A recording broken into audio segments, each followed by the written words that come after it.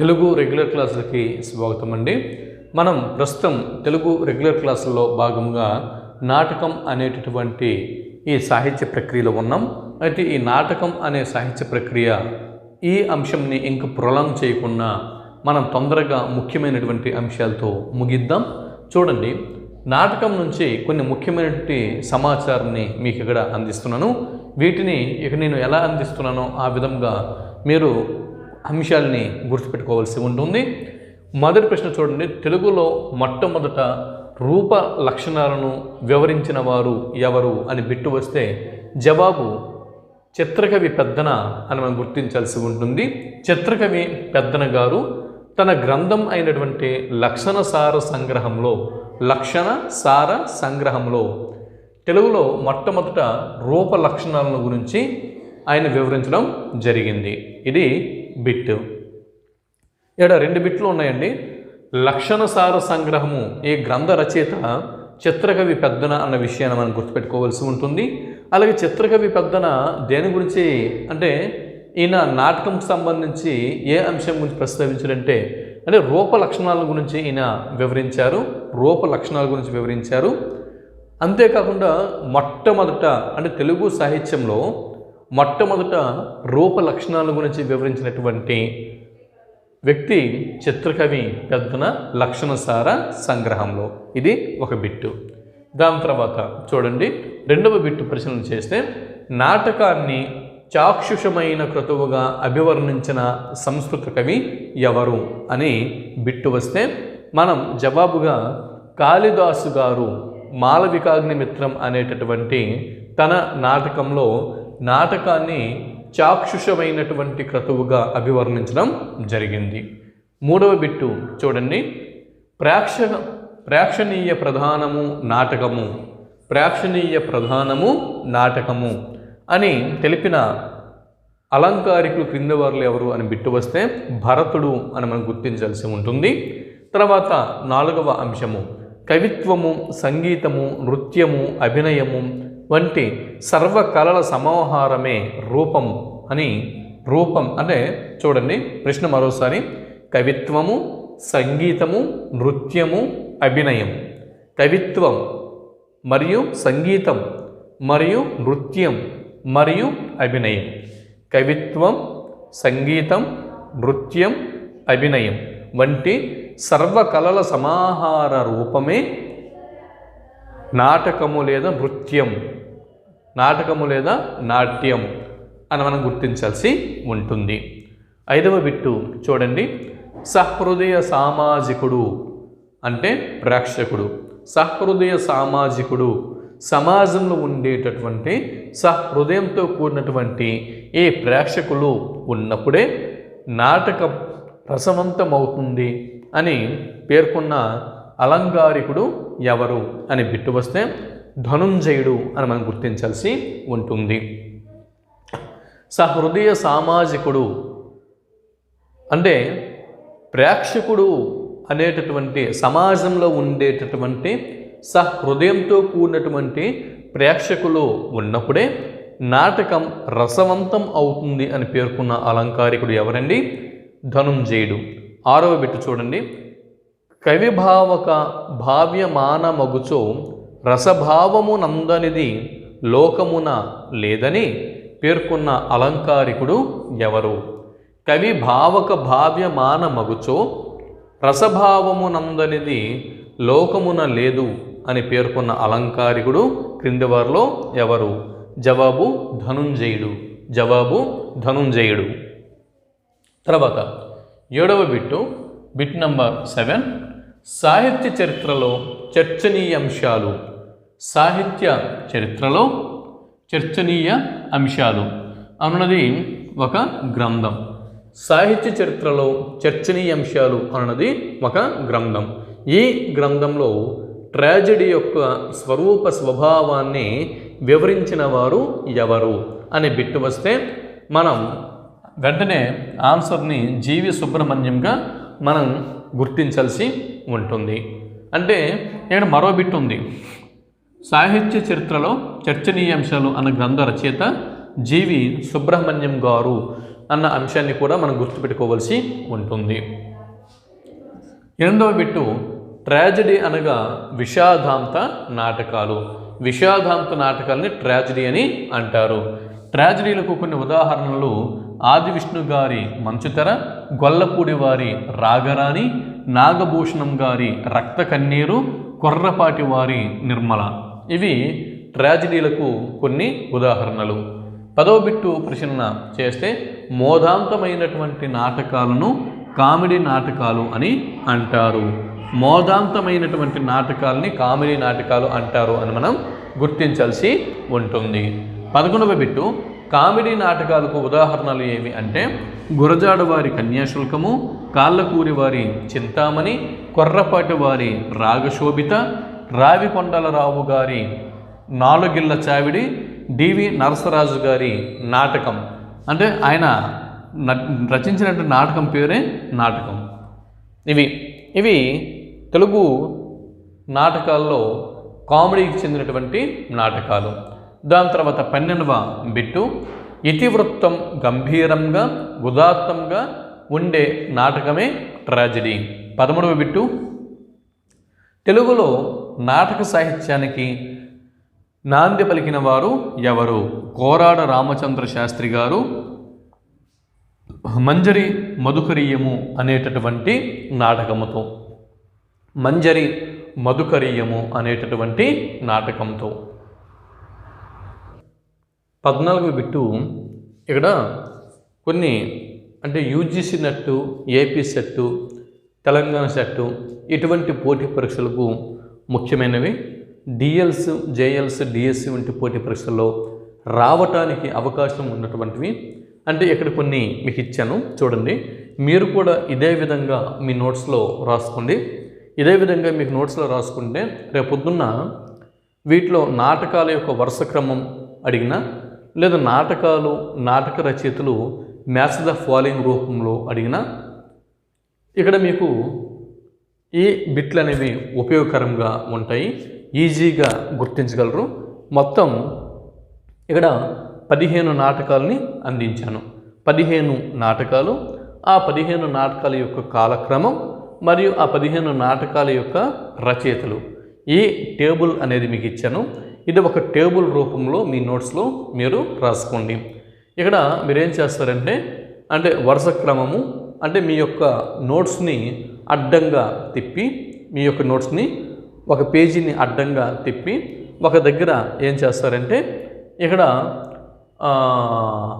Numbers అనేవి వేసుకుంటారు, వరుస క్రమం. తర్వాత నాటకం పేరు, నాటకం అంటే దాని యొక్క సంవత్సరము, రచయిత అని ఒక టేబుల్ అనేది తయారు చేసుకోండి. ఆ టేబుల్లో ఇక్కడ చూడండి మంజరి మధుకరీయము, ఇది నాటకం, నాటకం పేరు మంజరి మధుకరీయము. ఇది 1860వ సంవత్సరంకి చెందినది. రచయిత కోరాడ రామచంద్ర శాస్త్రి. నరకాసుర విజయ వ్యాయోగం, ఇది 1971వ సంవత్సరంకి చెందినది. అంటే దీని యొక్క రచయిత కొక్కొండ వెంకటరత్నం పంతులు గారు. తర్వాత చూడండి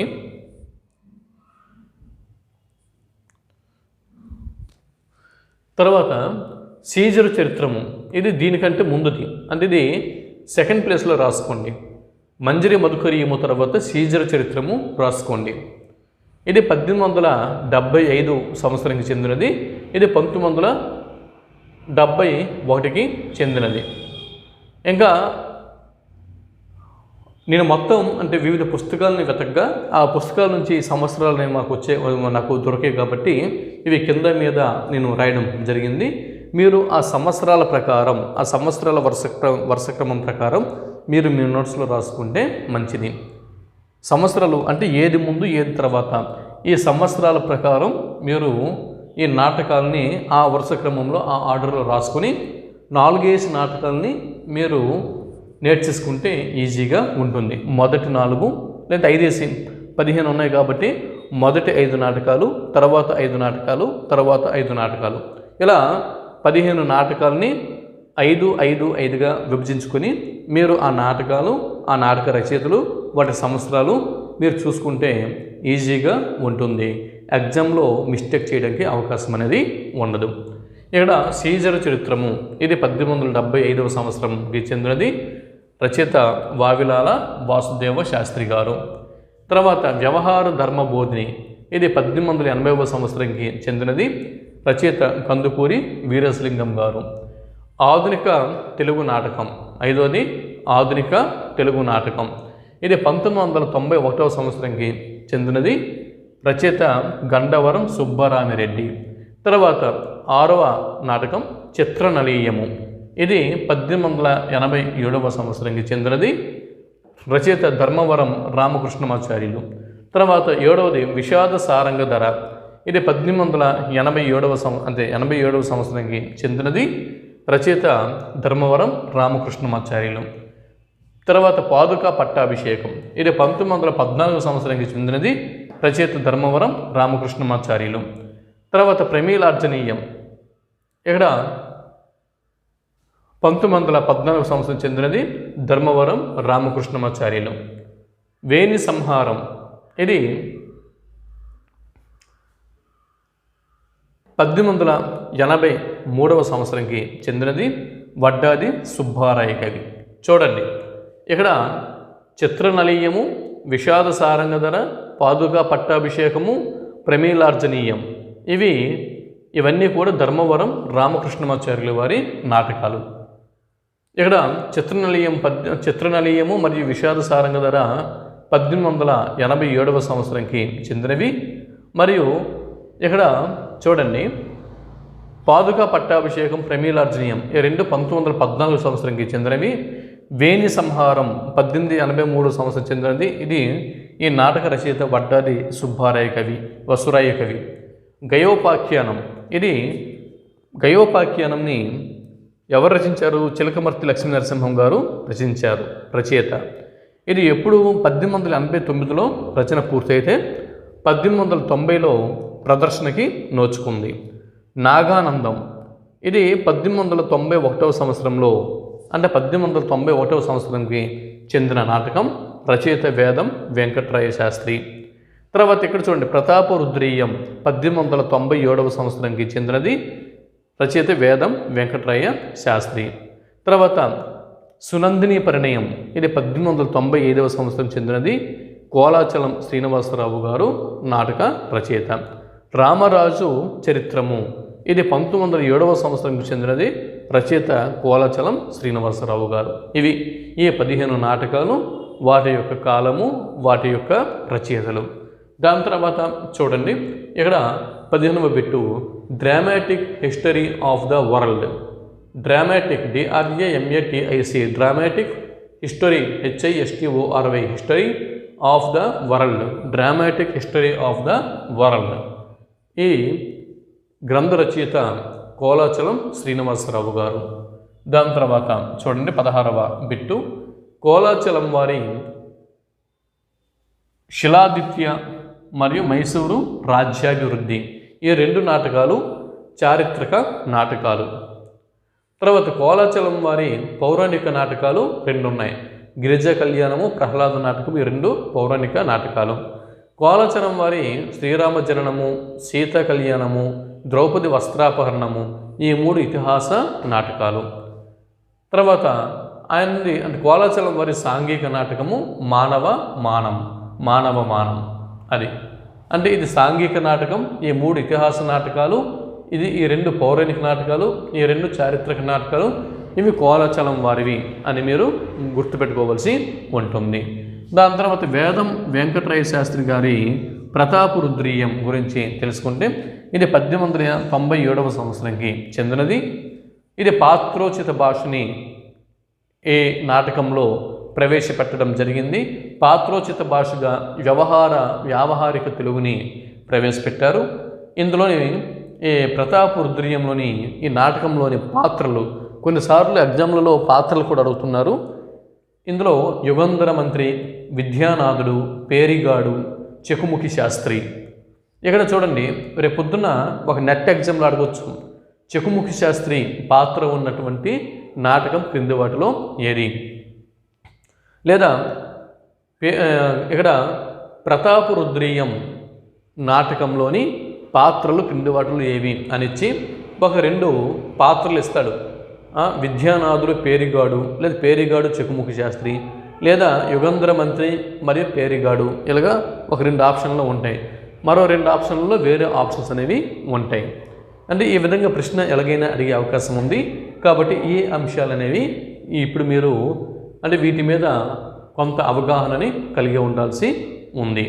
ఇవన్నీ కూడా ఎగ్జామ్లో రావడానికి అవకాశం ఉన్నటువంటి బిట్లు.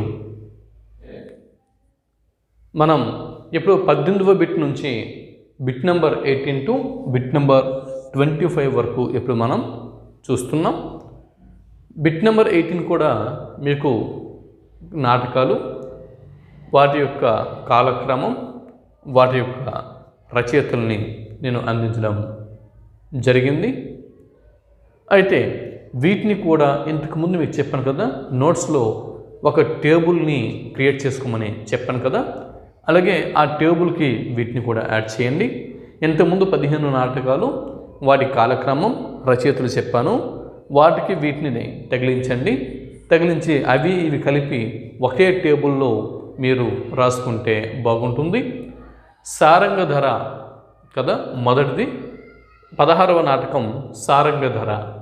ఇది 1905వ సంవత్సరంలో వచ్చింది. రచయిత పానుగంటి లక్ష్మీ నరసింహారావు గారు. విషాద సారంగధర నాటక రచయిత ధర్మవరం వారు, ధర్మవరం రామకృష్ణమాచార్యుల వారు. ఏంటి? విషాద సారంగధర నాటక రచయిత. ఇది సారంగధర, ఇది సారంగధర, రెండింటి మధ్య తేడాని గమనించగలరు. సారంగధర నాటకం పానుగంటి లక్ష్మీ నరసింహారావు గారు రచించారు. తర్వాత పానుగంటి వారు రచించిన మరో 3 నాటకాలు రాధాకృష్ణ, కంఠాభరణము, నర్మదా పురుకుత్సీయము. ఈ విధంగా సారంగధర, రాధాకృష్ణ, కంఠాభరణము, నర్మదా పురుకుత్సీయము, ఈ 4 నాటకాల్ని పానుగంటి లక్ష్మీ నరసింహారావు గారు రచించారు. వీటిలో నర్మదా పురుకుత్సీయము అనేది 1900 సంవత్సరంలో రచించబడినది. అంటే పానుగంటి లక్ష్మీ నరసింహారావు గారి మొట్టమొదటి నాటకం, ఈయన రచించిన మొట్టమొదటి నాటకము నర్మదా పురుకుత్సీయము. తర్వాత 2వ నాటకము 1905లో సారంగధరని రచించారు. 1909లో రాధాకృష్ణ, 1917లో కంఠాభరణము. ఇవి ఇక్కడ పానుగంటి లక్ష్మీ నరసింహారావు గారి యొక్క నాటకాలు. తర్వాత చూడండి, బొబ్బిలి యుద్ధము నాటకం రచయిత శ్రీపాద కృష్ణమూర్తి గారు, కాలం 1908వ సంవత్సరం. తర్వాత కళభాషిణి నాటకం రచయిత 1902వ సంవత్సరంలో శ్రీపాద కృష్ణమూర్తి గారే రచించారు.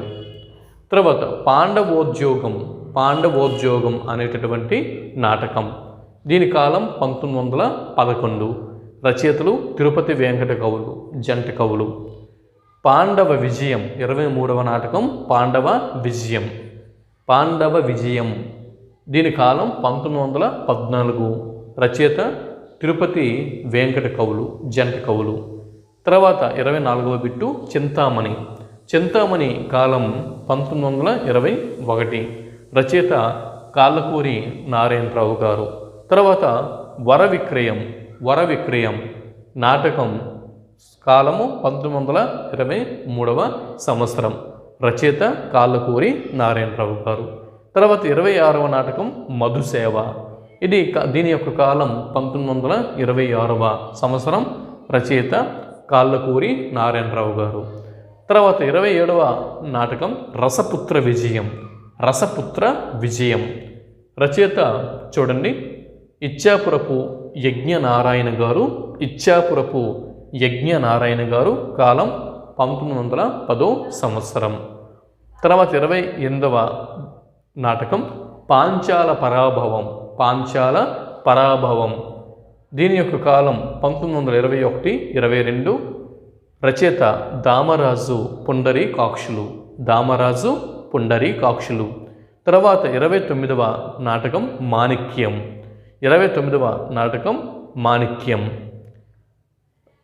కాలం 1926వ సంవత్సరము, రచయిత గరిమెళ్ళ సత్యనారాయణ గారు. 30వ నాటకము కురుక్షేత్ర సంగ్రామం. కురుక్షేత్ర సంగ్రామం కాలం 1911, రచయిత త్రిపురనేని రామస్వామి చౌదరి. మీరు వీటిని సంవత్సరాల వారీగా వరుస క్రమంలో రాసుకోవచ్చు. తర్వాత చెప్పాం కదా, వీటిని అన్నీ ఒకేసారి నేర్చుకుంటే మీకు కొన్ని సంవత్సరాలనే గుర్తుండవు. 5 అంటే 30 ఉన్నాయి. 5 5 5 5 అంటే 5 నాటకాలు డివైడ్ చేసుకొని మీరు నేర్చుకుంటే మీకు ఇవి ఈజీగా గుర్తుంటాయి. అంటే ఇదంతా టేబుల్గా మీరు రాసుకున్న తర్వాత ప్రతి 5 నాటకాలకి ఒక గీత అనేది మీరు పెట్టుకుంటే, అంటే 5 నాటకాలు ఒక బాక్సు, 5 నాటకాలు ఒక బాక్సు, 5 నాటకాలు ఒక బాక్సు, ఇలా నాటకాలు 5 నాటకాలు ఒక బాక్స్ రూపంలో మీరు సెట్ చేసుకుంటే అలా మీకు గుర్తుంటాయి. దాని తర్వాత చూడండి, ఇక మరికొన్ని బిట్లని మామూలుగా బిట్ రూపంలో ఇస్తున్నాను. 19వ బిట్టు, తెలుగు సాహిత్యంలో హేతువాద భావాలని తెలుగు సాహిత్యంలో హేతువాద భావాలని ప్రవేశపెట్టిన వారు ఎవరు? జవాబు త్రిపురనేని రామస్వామి చౌదరి గారు. 20వ బిట్టు, నర్తనశాల నాటకకర్త ఎవరు అనే బిట్టు వస్తే విశ్వనాథ సత్యనారాయణ గారు అని మనం గుర్తించాల్సి ఉంటుంది. 21వ బిట్టు, విశ్వనాథ వారి మరో 3 నాటకాలు ఏవి? వేనరాజు, త్రిశూలం, అనార్కలి. అంటే విశ్వనాథ వారు నర్తనశాల, వేనరాజు, త్రిశూలం, అనార్కలి అనే నాటకాల్ని రచించారు. తర్వాత 22వ బిట్టు, కవి కోకిల బిరుదు ఉన్నటువంటి దువ్వూరి రామిరెడ్డి గారి ట్రాజెడీ నాటకం ఏది? జవాబు కుంభరాణ. తర్వాత 23వ బిట్టు, భవభూతి గారు సంస్కృతంలో రచించినటువంటి ఉత్తర రామచరిత్ర ఆధారంగా కవి కోకిల దువ్వూరి రామిరెడ్డి గారు రచించిన నాటకం ఏది? జవాబు సీతావనవాసము. 24వ బిట్టు, మాధవ విజయము నాటకకర్త ఎవరు? జవాబు దువ్వూరి రామిరెడ్డి. 25వ బిట్టు, చూడండి ఇక్కడ కొన్ని నాటకకర్తలు ఇచ్చాను. మొదటి నాటకం పద్మవ్యూహం నాటకం కర్త కాళ్ళకూరి నారాయణరావు. తర్వాత భక్త తుకారము నాటకం రచయిత సురవరం ప్రతాపరెడ్డి గారు.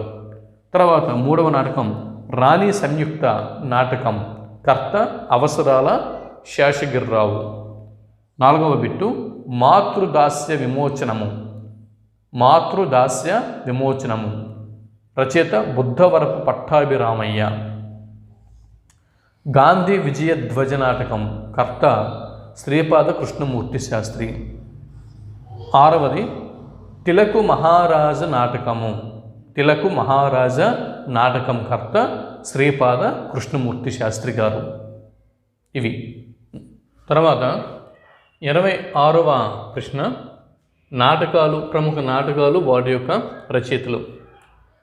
ఇక్కడ 4 నాటకాలని ఇవ్వడం జరిగింది. గాంధీ విజయం, గాంధీ మహోదయం, చిత్రాభ్యుదయం, శబరి. గాంధీ విజయం నాటకకర్త దామరాజు పుండరీకాక్షుడు. అలాగే గాంధీ మహోదయం అన్న నాటక రచయిత కూడా దామరాజు పుండరీకాక్షుడు. చిత్రాభ్యుదయం నాటకకర్త కాళ్ళకూరి నారాయణరావు. శబరి నాటకకర్త చింతా దీక్షితులు. 27వ ప్రశ్న, కాళ్ళకూరి వారి 3 నాటకాలు. వారి చింతామణి, వరవిక్రయం, మధుసేవ. చింతామణి నాటకంలోని ఇతివృత్తం వేశ్యవృత్తి. వరవిక్రయం నాటకంలోని ఇతివృత్తం వరకట్న దురాచారం. మధుసేవ నాటకంలోని ఇతివృత్తం మద్యపానం, దానివల్ల కలిగేటటువంటి అనర్థాలు. 28వ బిట్టు, సత్యహరిశ్చంద్ర నాటకకర్త బలిజేపల్లి లక్ష్మీకాంతం గారు ఏ ప్రాంతానికి చెందినవారు? ప్రకాశం జిల్లా బాపట్ల తాలూకా ఇటికంపాడు గ్రామంలో ఆయన జన్మించారు. 29వ ప్రశ్న, కాళ్ళకూరి వారి చింతామణి నాటకంలోని పాత్రలు. అంటే మీకు రేపొద్దున బిట్ అనేది రావచ్చు. క్రింది వాటిలో చింతామణి నాటకంలోని పాత్రలు ఏవి అని బిట్టు రావచ్చు. లేదా సుబ్బిశెట్టి బిల్వమంగళుడు పాత్రలు కలిగిన నాటకం క్రింది వాటిలో ఏది అని బిట్టు రావచ్చు. లేదా భవానీ శంకరుడు, సుబ్బిశెట్టి, బిల్వమంగళుడు అన్న పాత్రలు గల నాటకం క్రింది వాటిలో ఏది అని బిట్ అనేది మనకి రావచ్చు. ఇది చింతామణి నాటకం, కాళ్ళకూరి నారాయణరావు గారి చింతామణి నాటకం. కవి సార్వభౌమ బిరుదు ఎవరికి ఉంది? కవి సార్వభౌమ బిరుదు ఎవరికి ఉంది? శ్రీనాథుడు మరియు శ్రీపాద కృష్ణమూర్తి గారికి.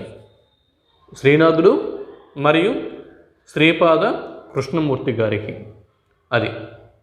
తర్వాత కవి సార్వభౌమ అనే బిరుదు ఉన్నటువంటి కవులు, ఒకటి ప్రాచీన కవి శ్రీనాథుడు, ఆధునిక కవి శ్రీపాద కృష్ణమూర్తి.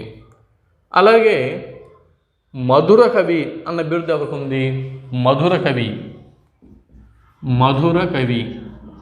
మధుర కవి అనే బిరుదు శ్రీనాథుడికి ఉంది. అలాగే ఈయనకి శ్రీపాద కృష్ణమూర్తి గారికి లేదు. మధుర కవి అనే బిరుదు నాలం కృష్ణారావు గారికి ఉంది. నాలం కృష్ణారావు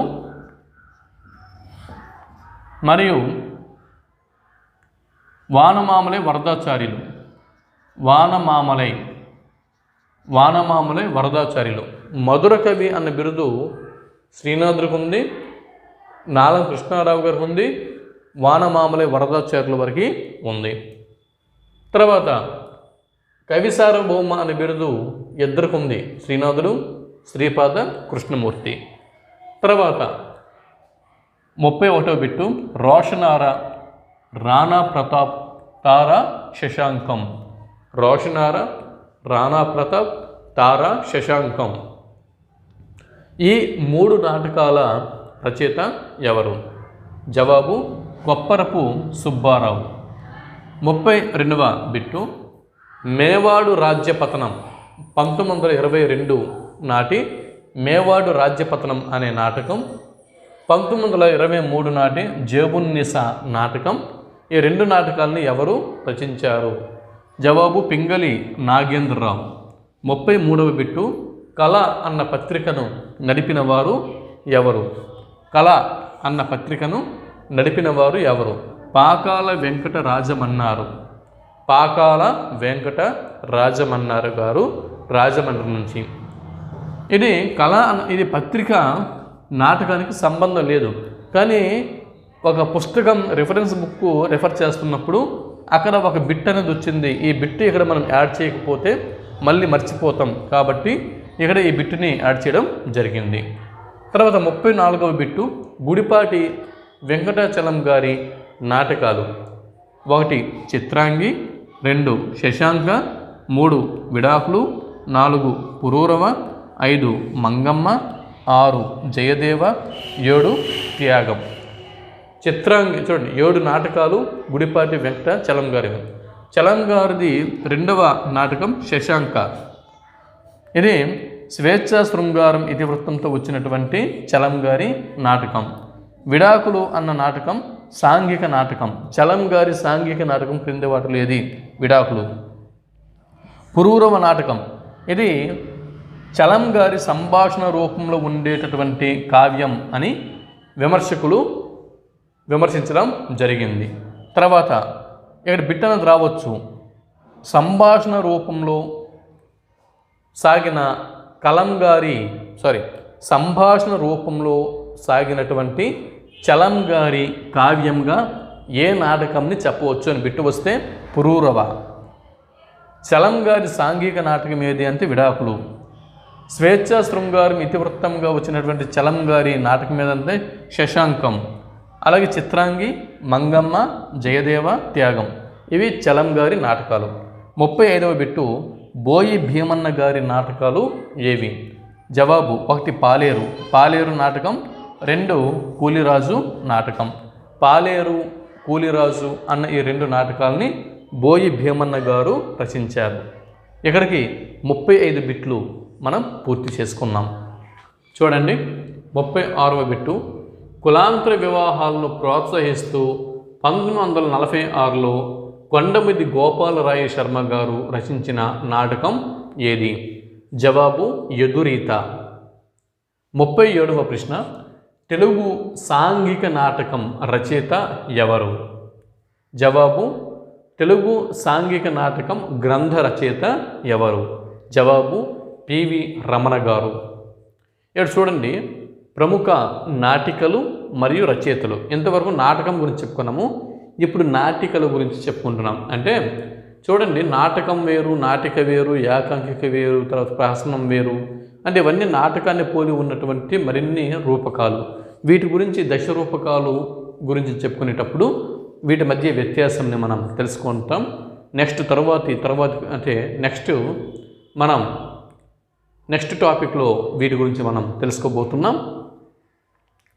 మా సమాధులే మీ పునాదులు అన్న నాటిక రచయిత ఎవరు?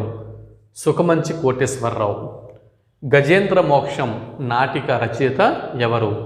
జవాబు ఎల్.బి. శ్రీరామ్ గారు. కుందేటి కొమ్ము నాటిక రచయిత ఎవరు అని బిట్టు రావచ్చు. జవాబు దివాకర బాబు.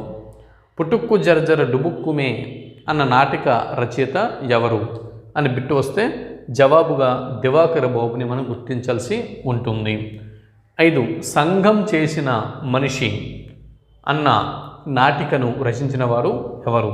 జవాబు కె.ఎస్.టి. షాయి. 39వ బిట్టు. తనికెళ్ళ భరణి రచించినటువంటి నాటికలు గార్ధభాండం, కొక్కరొక్కో, గోగ్రహణం, చల్చల్ గుర్రం, గొయ్యి అన్న ఈ 5 నాటికల్ని తనికెళ్ళ భరణి గారు రచించారు. ఇక్కడ బిట్లని రావచ్చు. చల్చల్ గుర్రం నాటిక రచయిత ఎవరు? కొక్కరొక్కో నాటిక రచయిత ఎవరు? తర్వాత గోగ్రహణం నాటిక రచయిత ఎవరు? గార్ధభాండం నాటిక రచయిత ఎవరు? గొయ్యి నాటిక రచయిత ఎవరు? ఇలా బిట్లు అనేవి రావచ్చు. 40వ బిట్టు. గొల్లపూడి మారుతీరావు గారు రచించిన నాటికలు ఏవి? 1 మళ్ళీ మధుమాసం, 2 అనంతం, 3 పగ, 4 కళ్ళు, 5 2 రెళ్ళు, 6. 41వ బిట్టు. పరిష్కృతి సాలెగూడు నాటికల రచయిత ఎవరు? జవాబు కప్పగంతుల మల్లికార్జునరావు గారు. కప్పగంతుల మల్లికార్జునరావు గారు. 42వ బిట్టు. కాశీ విశ్వనాథ్ ఈయన గారు రచించినటువంటి నాటికలు 4 ఉన్నాయి. 1 అడ్రస్ లేని మనుషులు, 2 నేను రాముణ్ణి కాను, 3 ఎక్కడ ప్రేమలేఖలు వ్రాయబడును, 4 గరిబి హఠావో. ఈ 4 నాటికలు కాశీ విశ్వనాథ్ గారు రచించారు. అలాగే పావలా అనేటటువంటి చాలా ఫేమస్ నాటిక గణేష్ పాత్రు గారు రచించారు. గణేష్ పాత్రు అంటే పావలా అంటే గణేష్ పాత్రు గుర్తుకు రావాలి. నాటికలు తర్వాత చూడండి, నాటికలు రచయితలు. ఆరుద్ర గారి నాటిక దేవుని ఎదుట. కుందుర్తి వారు రచించిన నాటిక ఆశ. సినారి గారు ఒక 4 నాటికలను రచించారు, గేయ రూప నాటికలు. 1 నవ్వని పువ్వు, 2 సంక్రాంతి, 3 వెన్నెలవాడ, 4 రామప్ప. ఇవి గేయ రూపంలో ఉన్నటువంటి సి నారాయణ రెడ్డి గారి యొక్క నాటికలు. ఎక్కడితో 44 బిట్లు మనం పూర్తి చేసుకున్నాం. మరిన్ని అంశాలని ఇప్పుడు మనం పరిశీలన చేద్దాం. చూడండి, ఇక్కడ నాటికలు వాటి యొక్క రచయితలు జాబితాని ఇక్కడ నేను అందించాను. ఎదురీత నాటిక రచయిత కొండముది గోపాలరాయ శర్మ గారు. 2వ నాటిక గౌతమ బుద్ధ నాటిక రచయిత కొండముది గోపాలరాయ శర్మ. అలాగే ప్రగతి, ఎవరు దొంగ, కళ కోసం, అంత్యార్పణ అనేటటువంటి ఈ 4 నాటికల రచయిత ఆచార్య ఆత్రేయ గారు. పెండింగ్ ఫైల్స్, పెళ్లి చూపులు, విధివశం అనే ఈ 3 నాటికల రచయిత కుర్రపాటి గంగాధరరావు గారు. తర్వాత 10వ నాటిక 10, 11, 12, 13 ఈ నాటికలు ఈ ఇల్లు అమ్మబడును, ఆత్మహత్య, అంతరాత్మ, వాపస్ అనే ఈ నాటికల రచయిత డివి నరసరాజు గారు. 14వ బిట్టు కలోద్ధారకులు నాటిక రచయిత అంగర సూర్యారావు. 15వ నాటిక శిథిలాలయం నాటిక రచయిత అంగర సుబ్బారావు గారు. 16వ నాటిక కొత్తగడ్డ, ఇది నాటిక కాదండి, నాటికల సంపుటి కొత్తగడ్డ, రచయిత నార్ల వెంకటేశ్వరరావు. 17వ బిట్టు అనంతం నాటిక రచయిత గొల్లపూడి మారుతీరావు గారు. 18వ బిట్టు భజంత్రీలు నాటిక రచయిత బమిడిపాటి రాధాకృష్ణ గారు. 19వ బిట్టు కుక్కపిల్ల దొరికింది నాటిక రచయిత రావికొండలరావు. 20వ బిట్టు దిష్టి బొమ్మలు నాటిక రచయిత వేణు. 21 తొప్పెవరది నాటిక రచయిత పివి రాజమన్నారు. తర్వాత హాస్య బ్రహ్మగా బిరుదు గాంచిన వారు శ్రీ బమిడిపాటి కామేశ్వరరావు గారు. 22వ నాటిక నదీ సుందరి నాటిక రచయిత అబ్బూరి రామకృష్ణారావు. 23వ నాటిక రచయిత భానుమతి, రచయిత చలం గారు. మృత్యువు నాటిక రచయిత చలం గారు. అనార్కలి నాటిక రచయిత ముద్దుకృష్ణ. శర్మిష్ట నాటిక రచయిత చింత దీక్షితులు. కలంపోటు నాటిక రచయిత శ్రీపాద సుబ్రహ్మణ్య శాస్త్రి. తుదిపలుకు నాటిక రచయిత మొక్కపాటి నరసింహశాస్త్రి. దారిన పోయే దానయ్య నాటిక రచయిత బుచ్చిబాబు. 30వది తిష్యరక్షిత నాటిక రచయిత బుచ్చిబాబు. ఉమర్ ఖయ్యం నాటిక రచయిత బుచ్చిబాబు గారు. బుచ్చిబాబు గారి అసలు పేరు శివరాజు వెంకట సుబ్బారావు గారు.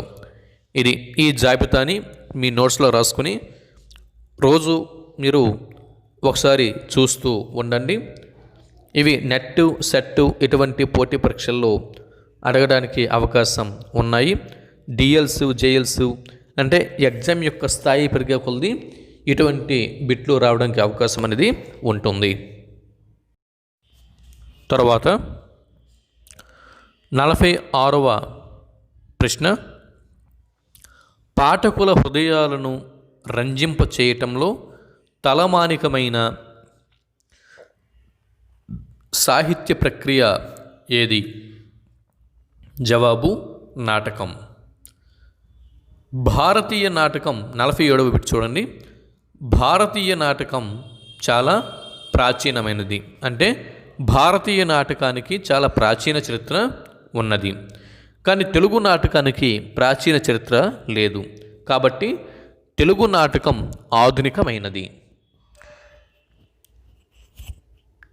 48వ బిట్టు, లలిత కళలలో సమాహార కళగా ప్రసిద్ధికెక్కిన కళ ఏది? జవాబు నాటకం. సమాహార కళ అంటే అర్థం దృశ్య కావ్యం అని అర్థం. 49వ బిట్టు, విషాదాంత నాటకాలను ట్రాజడీ అని అంటారు. వీటిని ప్రతిపాదించిన వారు అంటే విషాదాంత నాటకాలను ప్రతిపాదించిన పాశ్చాత్యులు గ్రీకులు మొదట విషాదాంత నాటకాలని వెలుగులోకి తీసుకుని వచ్చారు. అయితే భారతీయ నాటకం మాత్రం మోదాంత నాటకాలను సమర్థించింది. మోదాంత నాటకాలను సమర్థించిన వారు భారతీయులు. 51వ బిట్టు, నాటకం లక్షణాలు. నాంది, ప్రస్తావన, విష్కంబం, అంక విభజన, పంచసందులు, భరతవాక్యం అనునవి నాటకం యొక్క లక్షణాలు. ఇవి డిఎస్సి నుంచి, జేఎల్స్ నుంచి, డిఎల్స్ నుంచి, పీజీటీ నుంచి ఏ తెలుగు పరీక్షలో అయినా కూడా అడిగే అవకాశం ఉంది. నాటకం యొక్క లక్షణాలని బాగా గుర్తుపెట్టుకోండి. 52వ బిట్టు లలిత కళలు. కవిత్వం, చిత్రలేఖనం, సంగీతం, నృత్యం వీటిని లలిత కళలు అని పేర్కోవడం జరుగుతుంది. నాటకాంతం హి సాహిత్యం అనే నానుడి ఉన్నది. దీనిని ప్రతిపాదించిన వారు అభినవగుప్తుడు. నాటకాంతం హి సాహిత్యం అని నాటకాన్ని నిర్వచించిన వారు అభినవగుప్తుడు అన్నటువంటి ఈ బిట్టుని గుర్తుపెట్టుకోవాల్సి ఉంటుంది. రూపం, రూపకంకు మధ్య తేడా. రూపం దృశ్యం చేతనే కావ్యం రూపం అని పిలువబడుతుంది. రూపకం విషయం వచ్చేసరికి కావ్యంలోని నాయక మూర్తులను, వారి స్వభావాలను నటులు తమకు తాముగా ఆరోపించుకొని నటించడం జరుగుతుంది. దీన్ని రూపకం అని అంటారు. రూపకాలు 10 అని, అవే దశరూపకాలు అని పేర్కొన్నవారు ధనుంజయుడు. ధనుంజయుడు పేర్కొన్న దశరూపకములు ఏవి? 1 నాటకం, 2 ప్రకరణం, 3 బాణం, 4 వ్యాయోగం, 5 సమవాకారం, 6 డిమము, 7 అంకము, 8 వీధి, 9 ప్రహసనం, 10 ఈహ మృగం. దశరూపకాలలో ఉత్తమమైనది నాటకం. 58వ బిట్టు. ఇక ఉపరూపకాల విషయంకి వస్తే ఉపరూపకాలు ప్రధానంగా 3. అవి నాటిక, 2 తోటకము, 3 నాట్య రాసకం అనునవి ఉపరూపకాలు. 58 బిట్లను పూర్తి చేసుకున్నాం. చూడండి, ఇప్పుడు మనం నాటకం యొక్క లక్షణాల గురించి మనం చాలా తక్కువ విషయాల్లో చెప్పుకుందాం. దీని గురించి ఎక్స్ప్లెయిన్ చేయాలంటే చాలా విషయాలు ఉన్నాయి. మనకు ఎంతవరకు అవసరమో అంతవరకు మనం ఇప్పుడు తీసుకుందాం. మనం తదుపరి వీడియోలో అంటే నాటకం యొక్క లక్షణాల గురించి ప్రత్యేకంగా ఒక స్పెషల్ వీడియోలో మళ్ళీ తెలుసుకుందాం. అంటే మనం ఇప్పుడు ఈ తెలుగు రెగ్యులర్ క్లాస్ 11వ భాగంలో ఉన్నాం.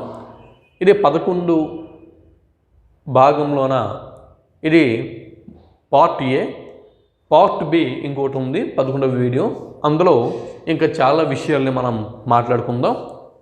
నాటకం అనే అంశంని కొంచెం తొందరగా మనం ముగించుకొని మనం మిగిలిన అంశాల్లోకి వెళ్దాం. తర్వాత కాలంలో మీకు నేను మరిన్ని విషయాల్ని ఈ regular class 11th part B కింద మీకు మరో 1 hour వీడియో నేను మీకు అందిస్తాను. సరే, ఇప్పుడు నాటకం లక్షణాల గురించి చూద్దాం. నాటకం యొక్క లక్షణాల్లో మొదటిది నాంది కదా. దీని గురించి మనం పరిశీలన చేస్తే అంటే నాంది అంటే నాటక ప్రదర్శన కోసం, అంటే నాటకం అనేది ప్రారంభం నుంచి చివరి వరకు ఆద్యాంతం ఎటువంటి విఘ్నాలకు గురి కాకుండా సవ్యంగా జరగాలి అని ఇక్కడ దైవస్తుతి చేయటమే నాంది. దైవస్తుతిని నాంది అని అంటారు. దీనిలోనే ఈ నాందిలోనే పూర్వరంగం అన్నటువంటి మరో ప్రక్రియ ఉంది. ఏమిటి పూర్వరంగం అంటే? ఏమిటి అంటే నాటకము దిగ్విజయంగా జరిగేందుకు తెర లోపల దేవతలకు చేసే పూజను పూర్వరంగం అని అంటారు.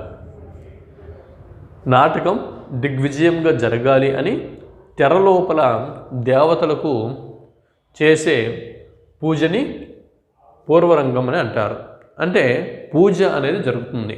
పూర్వరంగంలో భాగంగా ముందు పూజ అనేది జరుగుతుంది.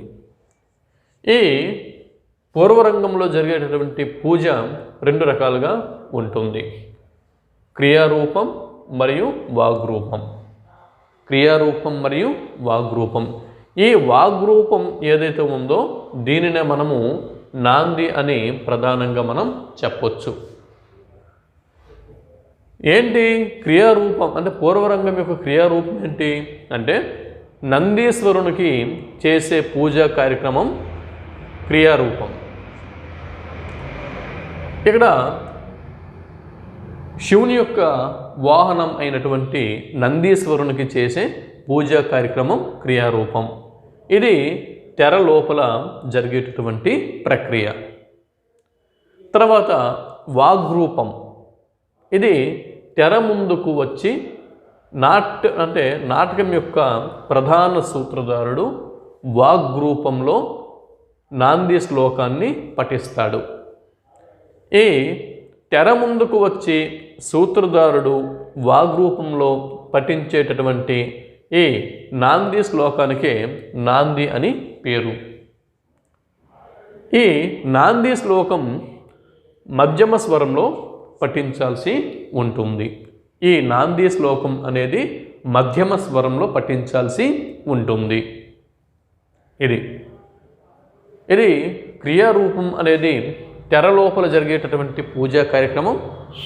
ఈ వాగ్రూపం అనేది తెర ముందుకు వచ్చి చేసేటటువంటి గానం. ఇది వాగ్రూపంలో చేసేటటువంటి పూజ. అందరికీ స్టేజ్ ముందు నాటకాన్ని ప్రదర్శిస్తున్నటువంటి నాటకాన్ని తిలకిస్తున్నటువంటి ప్రేక్షకులందరికీ కూడా వినిపించే విధంగా ఇక్కడ తెర ముందుకు వచ్చి సూత్రధారుడు వాగ్రూపంలో నాంది శ్లోకాన్ని పఠిస్తాడు. ఇది మధ్యమ స్వరంలో ఉండాలి. ఇది నాంది అనేటటువంటి లక్షణంకు సంబంధించినటువంటి అంశం. తర్వాత రెండవ లక్షణం ప్రస్తావన. నాటకం యొక్క రెండవ లక్షణం ప్రస్తావన. దీనినే ఆముఖం అని కూడా అంటారు. అంటే ఈ సూత్రధారుడు వెళ్ళిన తర్వాత వాగ్రూపంలో నాంది శ్లోకాన్ని ఆలపించి ఈ సూత్రధారుడు తెర లోపలికి వెళ్ళిన తర్వాత మరో సూత్రధారుడు రంగప్రవేశం చేసి ఆ నాటకం యొక్క ప్రధాన కథా సంవిధానం గురించి మరియు నాటకం యొక్క కవిని గురించి చేసే ప్రస్తావన లేదా ఆముఖం అని పేర్కోవడం జరుగుతుంది.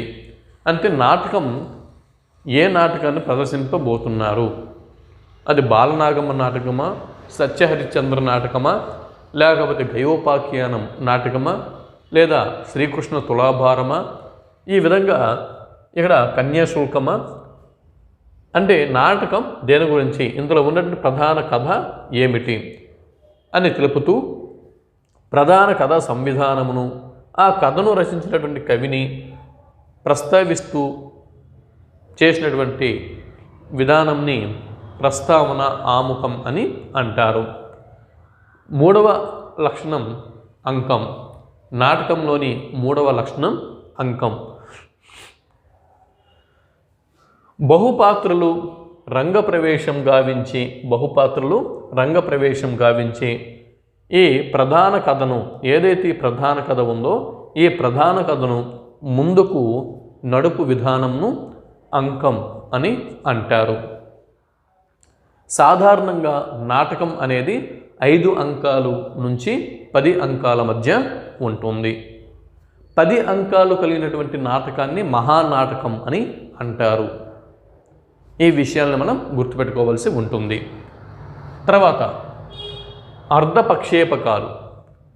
ప్రదర్శించేందుకు వీలు లేనివి, అంతగా ముఖ్యం కానటువంటివి, అటువంటి ఘట్టాలు ఈ అర్ధపక్షేపకాలలో సూచించడం జరిగింది.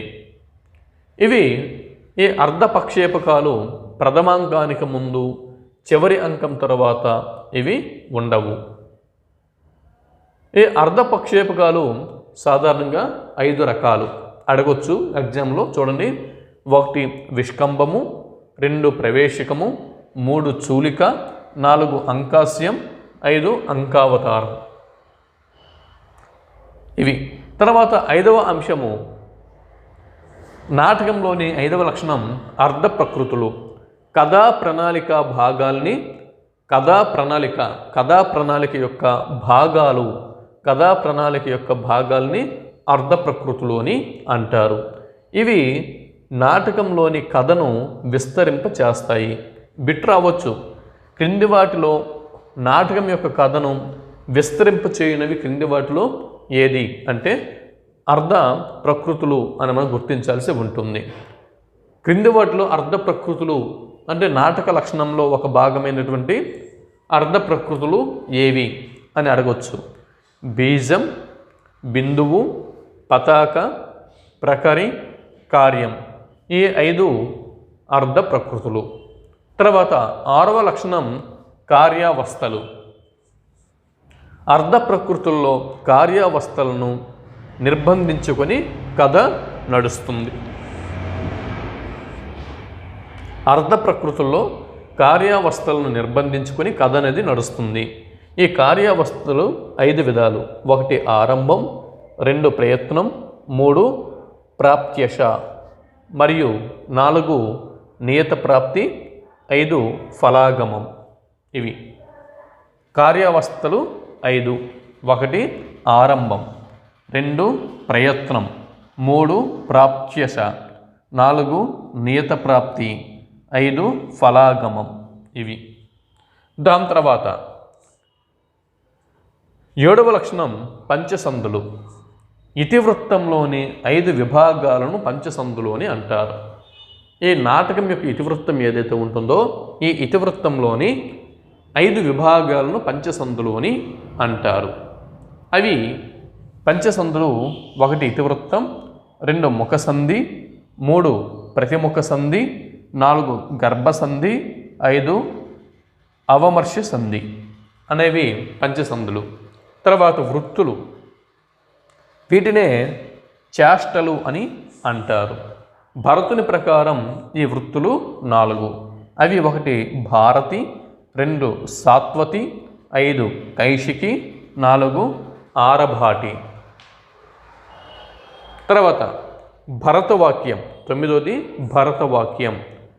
భరతవాక్యంతో నాటకం అనేది ముగుస్తుంది. భరతవాక్యంతో నాటకం అనేది ముగుస్తుంది. భరతవాక్యం అంటే ఏమిటి? నాటకంలోని ప్రధాన పురుషుడు లోక శ్రేయస్సును కోరుతూ సర్వేజన సుఖినోభవంతు అంటూ నాటకంని ముగిస్తాడు. దీన్నే భరతవాక్యం అని అంటారు. ఇవి ప్రధానంగా నాటకం యొక్క లక్షణాలు. మనకి సాధారణంగా ఈ నాంది మరియు ప్రస్తావన మరియు భరతవాక్యం ఈ 3 నుంచి మరియు పంచసందుల నుంచి ఇవి ఎక్కడి నుంచి మనం బిట్లు ఎదుర్కొనే అవకాశం ఉంటుంది. ఆ 3 గురించి, భరతవాక్యం గురించి, నాంది గురించి, ప్రస్తావన గురించి, అలాగే అంకం గురించి, వీటి గురించి ప్రధానంగా మనం గుర్తుంచుకోవలసి ఉంటుంది. ఇవి ఇప్పుడు దశరూపకాల గురించి మనం చెప్పుకొని ఈ వీడియోని ముగిద్దాం. దశరూపకాల్లో మొదటిది నాటకం, ప్రధానమైనది మొదటిది నాటకం. దీనిలో ఇతివృత్తం ప్రఖ్యాతం. ప్రఖ్యాతం అంటే ఒక ప్రఖ్యాత కథని తీసుకుని ఇక్కడ నాటకంని రూపొందించడం జరుగుతుంది. ఉదాహరణకి ఒక రామాయణం నుంచి లేదా మహాభారతం నుంచి బాగా అంటే సమాజంలో ఒక పాపులర్గా ఉన్నటువంటి ఒక పురాణం నుంచి లేదా ఇతిహాసం నుంచి అటువంటి వాటి నుంచి కథని తీసుకుంటే అటువంటి కథని ప్రఖ్యాతం అని చెప్పి అంటాము. నాయకుడు ధీరోదాత్తుడు. చూడండి, నాయకుడు అనేవాడు ధీరోదాత్తుడు. ఇక్కడ చూడండి, ఈ వీటి మధ్య తేడా చూడండి. ధీరోదాత్తుడు, ధీరోద్ధతుడు, ధీర ఉద్ధతుడు. ఇది ధీరోదాత్తుడు ధీర ప్లస్ ఉదాత్తుడు. ఇది ధీరోదాత్తుడు. ఇది ధీర ప్లస్ ఉద్ధతుడు. ఉద్ధతుడు ఇది ధీర ఉద్ధతుడు. ఇది ధీర ఉదాత్తుడు. ధీర ఉదాత్తుడు, ధీర ఉద్ధతుడు. ఇది ఈ రెండింటి మధ్య తేడా. ఇక్కడ నాయకుడు ధీరోదాత్తుడు, ధీర ఉదాత్తుడు. అలాగే ఇందులో నాటకంలో ఉండేటటువంటి రసం ప్రధానంగా వీరరసము మరియు శృంగార రసము, ఈ రెండిట్లో ఏదో ఒకటి ప్రధానంగా ఉంటూ ఇతర రసాలు సందర్భానుసారంగా అంగరసాలుగా ప్రదర్శిస్తూ ఉంటారు. ఇది నాటకం. ఇందులో నాటకంలోని అంకాలు 5 నుంచి 10 అంకాలు ఉంటాయి. 5 నుంచి 10 అంకాలు ఉంటాయి. 10 అంకాలు ఉన్నటువంటి నాటకంని మహానాటకం అని చెప్పి అంటారు. ఇందులో నాటకంలో పంచసందులు ఉంటాయి, 4 వృత్తులు ఉంటాయి.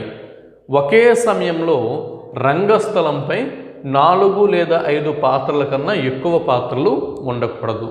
ఇవి నాటకంకు సంబంధించినటువంటి అంశాలు. తర్వాత రెండవది దశరూపకాల్లో రెండవది ప్రకరణంలో ఇతివృత్తము ఉత్పాదం అంటే ఉత్పత్తి చేయడం, అంటే కల్పించడం, కల్పన అది ఉత్పాదం అంటే ఉత్పాదనం అంటే లేని అంశంని కొంచెం ఊహించి కల్పించి చెప్పడం అనమాట. ఇది నాయకుడు. చూడండి ఇక్కడ ప్రకరణం, రెండవ దశరూపకాల్లో రెండవది ప్రకరణం. ఇందులో ఇతివృత్తం అనేది ఉత్పాదం. నాయకుడు ధీరశాంతుడు.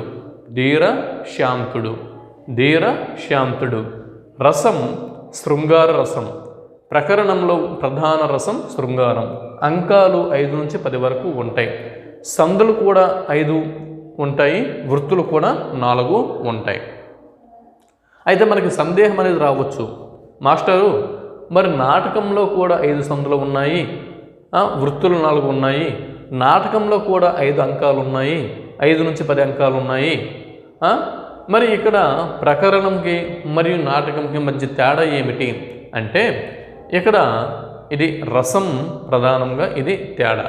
ఏమిటి తేడా అంటే, ఇక్కడ ప్రకరణంలో ఏముంటుంది, వేశ్యల శృంగారం, విటుల సరసం, ఇటువంటి లక్షణాలు, అంటే కేవలం వేశ్యల శృంగారం అంటే విటుల సరసం, ఇటువంటి లక్షణాల వల్ల నాటక స్థాయి తగ్గి ప్రకరణం అయ్యింది.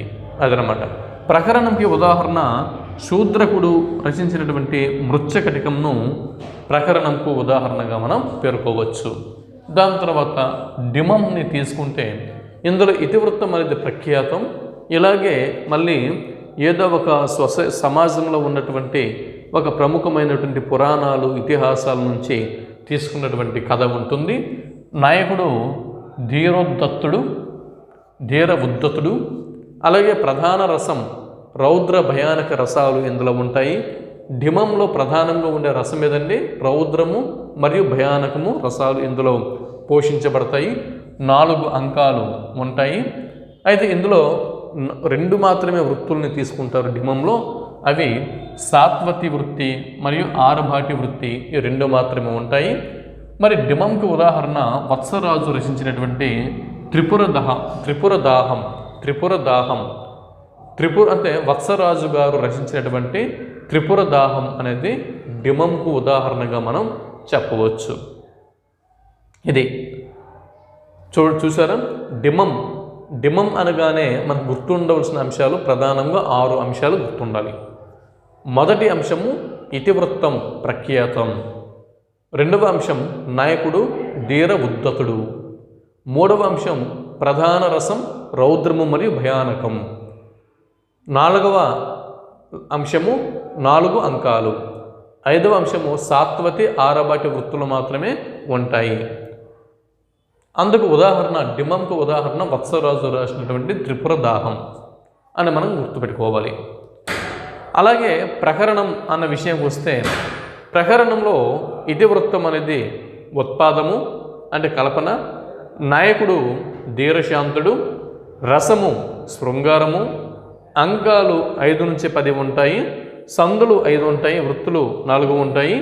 మరి ఈ విషయాలని చెప్పుకున్నాము. ఉదాహరణ శూద్రకుడి మృచ్ఛకటికం. ఇవి దశరూపకాల్లో 4వ అంశము సమవాకారం. ఇది 4వ రూపకం. దీనిలో ఇతివృత్తము ప్రఖ్యాతం కావచ్చు లేదా ఉదాత్తం కావచ్చు. ఇందులో 12 మంది నాయకులు ఉంటారు. ప్రధాన రసం వీరత్వం, అంగరసం 3 అంకాల శృంగార రసం అనేది ఉంటుంది. శృంగార రసం అనేది అంటే ప్రధాన రసం వీరత్వం ఉండి అంగరసం అనేది 3 అంకాలు శృంగార రసం అనేది ఉంటుంది. ముఖ, ప్రతిముఖ, గర్భసంధి, నిర్వహణ అనే 4 సంధులు ఇందులో ఉంటాయి. అలాగే భారతి, సాత్వతి, ఆరభాటి వృత్తులు ఉంటాయి. ఈ సమవాకారంకు ఉదాహరణ వత్సరాజు రచించినటువంటి సముద్ర మదనం, భాసుడు రచించినటువంటి పాంచరాత్రం అనేవి ఇందుకు ఉదాహరణలు. తర్వాత ఈహ మృగం అనేటటువంటి 5వ రూపకం గురించి చూస్తే ఈహ అనగా కోరిక. మృగం వలె అలభ్యమైన నాయికను నాయకుడు కోరుకుంటాడు కాబట్టి దీనికి ఈహ మృగం అనే పేరు వచ్చింది. అంటే మృగం అంటే లేడి పిల్ల. లేడీ అనేది ఏ విధంగా అయితే మనకి అంత తొందరగా చెక్కదో, అంటే లేడీ చాలా స్పీడ్గా పరిగెడుతుంది, మనుషులకి అంత తొందరగా చెక్కదు, దొరకదు. అంటే ఈ విధంగా మృగం వలె అలభ్యమైన నాయికను నాయకుడు కోరుకుంటాడు కాబట్టి ఇది ఈహ మృగం అన్న పేరు వచ్చింది. 12 మంది దివ్య పురుషులు ఒక స్త్రీని అపహరించే సందర్భంలో కలిగే శృంగార అవస్థలు ఇందులో ప్రదర్శింపబడతాయి. తర్వాత ఈహ మృగంలోని ఇతివృత్తము మిశ్రమం, అంటే పౌరాణికం ఉంటుంది, అలాగే కల్పితం అనేది ఉంటుంది. నాయకుడు ధీర ఉదాత్తుడు, ప్రధాన రసం శృంగారం, అంకాలు 4, అలాగే సందులు 3 సందులు ప్రధానంగా ఇందులో ఉంటాయి. ముఖసంధి, ప్రతిముఖ సంధి, నిర్వహణ. వృత్తులు 3 ఉంటాయి, భారతి, సాత్వతి, ఆరభాటి. ఉదాహరణకి రుక్మిణి కళ్యాణం అనేది ఈ ఈహ మృగం అన్న రూపకం క్రిందకి వస్తుంది. తర్వాత నాయకుల గురించి మనం ఎంతసేపు మాట్లాడుకుంటున్నాం. నాయకులు ప్రధానంగా 4 రకాలుగా ఉన్నారు. ఒకరు ధీరోదాత్తుడు, 2 ధీరోద్ధతుడు,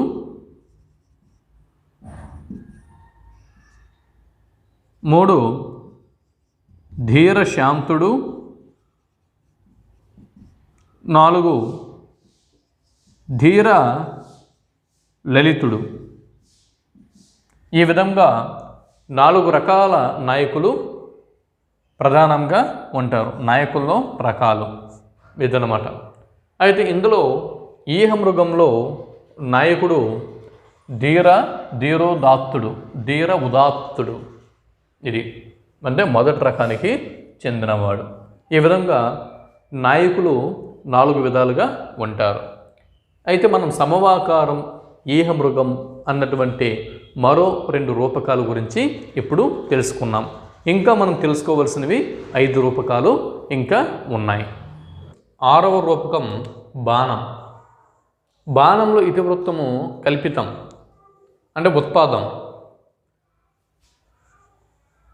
అంగీరసం ఇందులో వీరత్వము మరియు శృంగారం, ఈ 2 రసాలు అనేవి బాణంలో ప్రదర్శింపబడతాయి.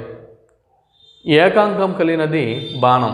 బాణంలో ఒకే ఒక అంకం అనేది ఉంటుంది.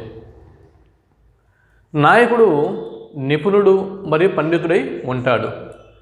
ఒకే పాత్ర ఉంటుంది. బాణంలో ఎక్కువ పాత్రలు ఉండవు, ఒకే ఒక్క పాత్ర ఉంటుంది, అదే నాయకుడు. ఆకాశ భాషితం అంటే ఒకే ఒక నాయకుడు రంగస్థలంపైకి వచ్చి ఆకాశంతో మాట్లాడే విధంగా ఉంటుందన్నమాట.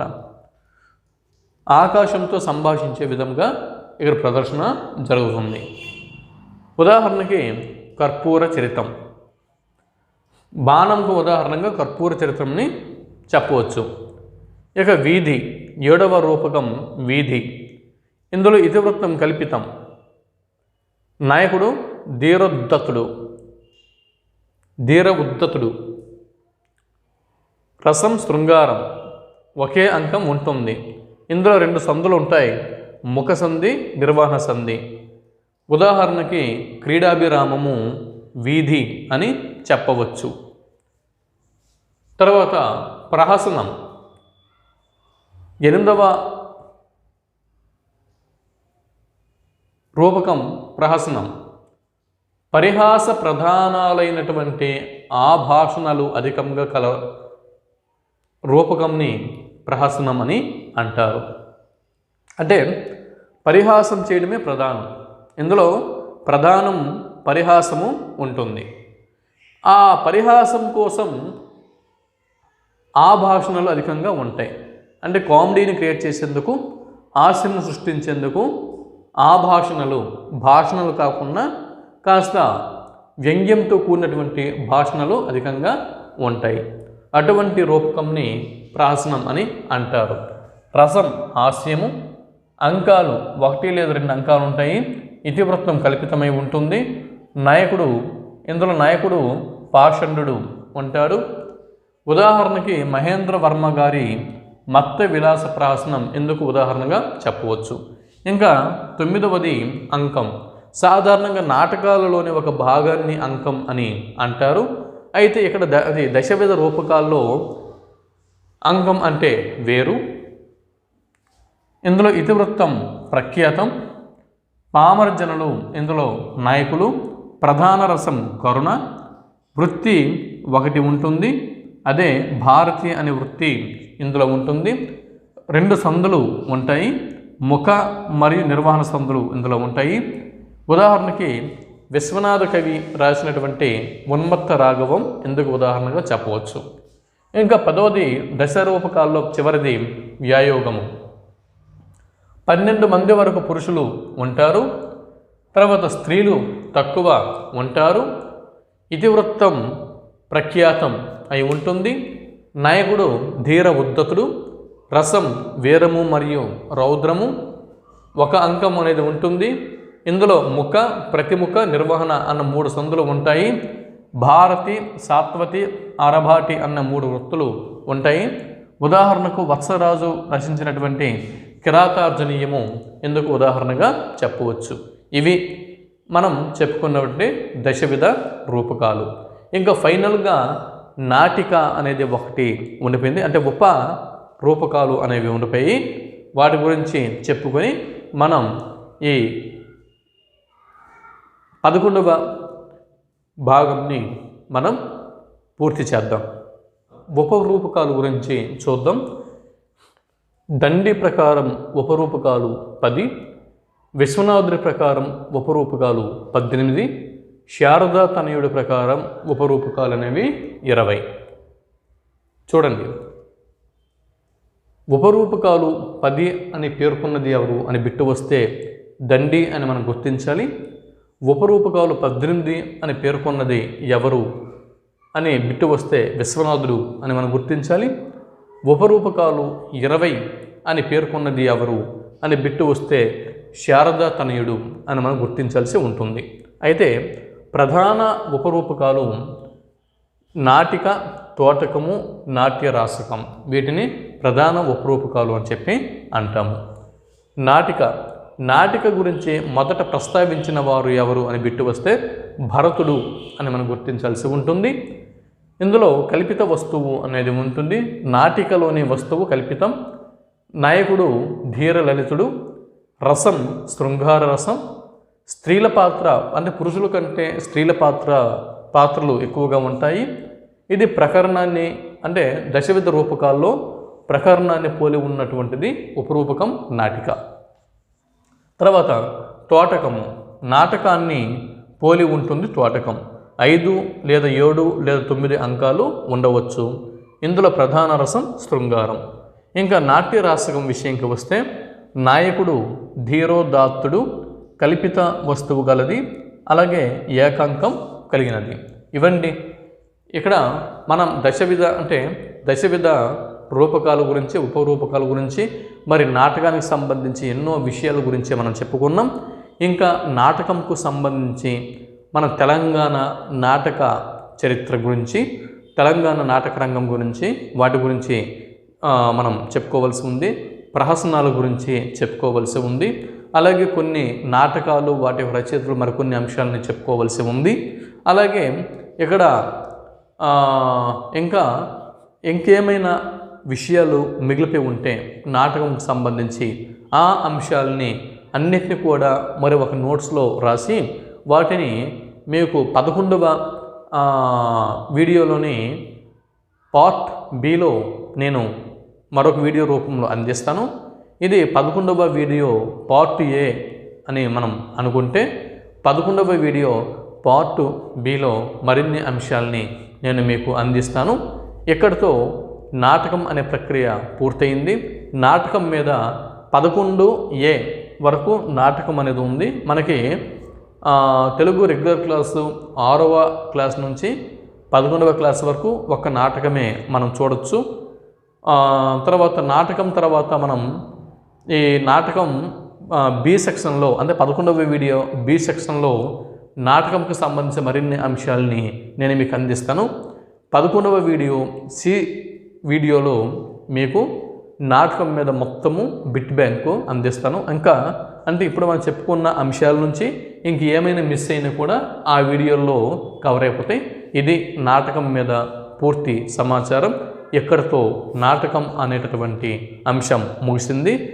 మరిన్ని అంశాలని మనం తెలుసుకునేందుకు ముందుకి వెళ్దాం. 12వ వీడియో నుంచి కొత్త అంశం అనేది మన ముందుకి వస్తుంది. అంతవరకు సెలవు. నమస్తే.